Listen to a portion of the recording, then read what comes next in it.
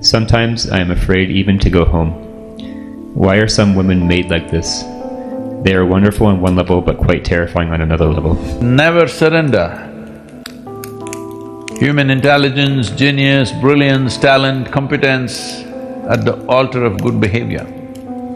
If she is like a rose plant, you just have to nourish her so that there are also 100 roses for the 100 thorns. The question is from Mr. Shankar from Tirupalli. Namaskaram, Sadhguru. My wife is a wonderful woman, but she has a sharp tongue. Sometimes I am afraid even to go home. Why are some women made like this? They are wonderful on one level, but quite terrifying on another level. Please throw some light. Because generally I'm saying, because some women will argue about this, generally women have less muscular strength than a man. When situations go a little out of control, man wants to use his hands because that's all he's got. So a woman, right from her young age, she sharpens her tongue because she knows her muscles are not as big and strong as a man's muscles, so her tongue is maybe way sharper than yours. You can't wag it like her. Generally, this could be true for most people. So, it's not just a sharp tongue. You know, in India, it's all about the Devis or the goddesses in India. Except a few who are very civilized kind, rest of them, you heard of them? Rakini, Dakini, Lankini, Chinnamasta, Chandi, Kali, Bhairavi, you heard of all of them. Whoa, these are terrifying women, usually tongue hanging out, you've seen blood dripping sometimes from their mouths because they'll bite off your head. But we made such women worship-worthy in our country because of some other quality that they have, like your wife. She's a wonderful woman, wonderful on one level, but quite terrifying on another level. So is Bhairavi, so is Chandi, so is Chamundi, so is Kali, so is Chinnamasta, many of them. They are wonderful on one level, quite terrifying on another level.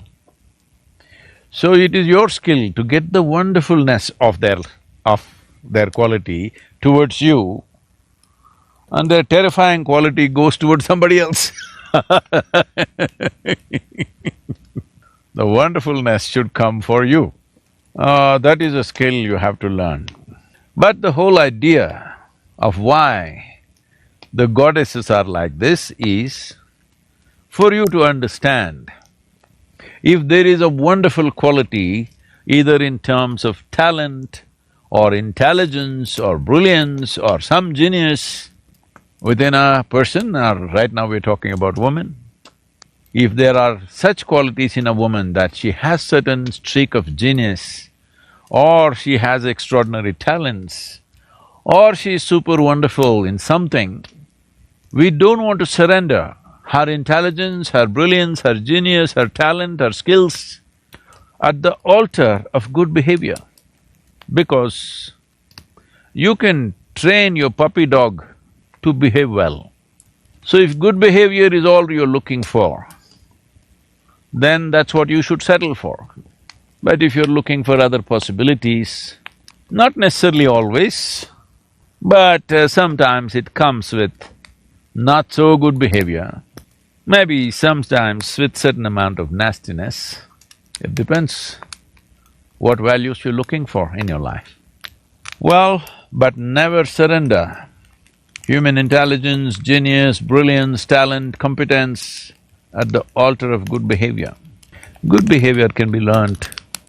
Intelligence cannot be learnt. Genius cannot be learnt. You have to unleash it, you cannot learn it. In the process of unleashing a significant possibility, in case, not necessarily, don't take this as an endorsement of your bad behavior. I'm not saying that. If you want to have some bad behavior, you should show some extraordinary talent or brilliance or intelligence. Otherwise you have no right to throw yourself around. Even then you have no right. But never surrender significant aspects of human life in the form of intelligence, competence, brilliance, genius at the altar of good behavior, because good behavior can be learnt and it's only socially significant, it has no life significance as such. So, the wonderful wife that you have, she has 2 roses or 1 rose and 100 thorns. You just have to nourish her so that there are also 100 roses for the 100 thorns. Well, the number of thorns for the size of the plant it stays constant. But the number of flowers can be enhanced. I think that's what you should do with this wonderful wife of yours. I'm sure she's a wonderful woman, but little tongue-lashing department is strong. You must find some other victim for her, and you must get the wonderful part of her.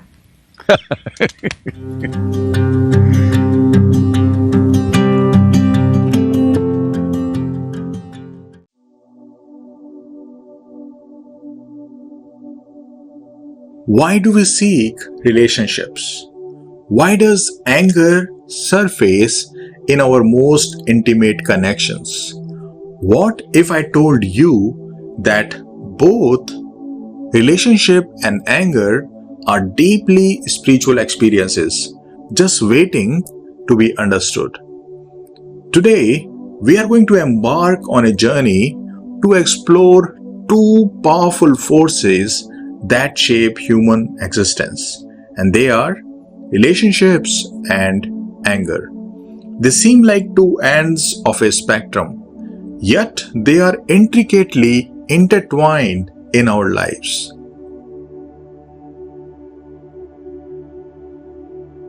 Relationships are the very fabric of our existence.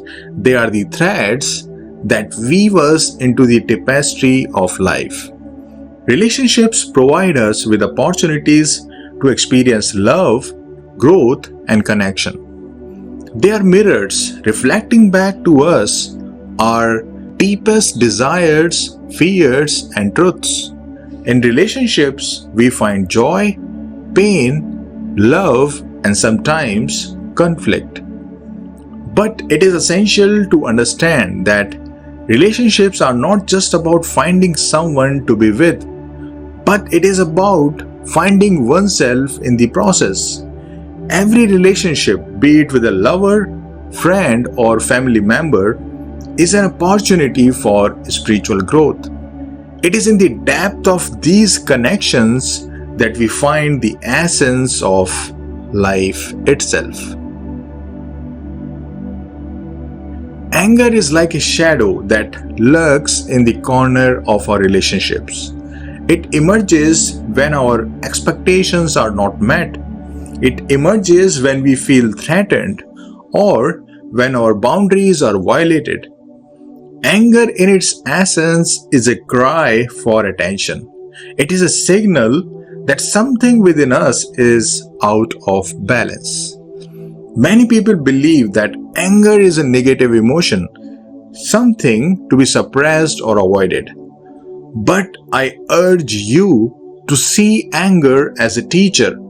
It is a powerful force that, when understood, can be transformed into a tool for growth.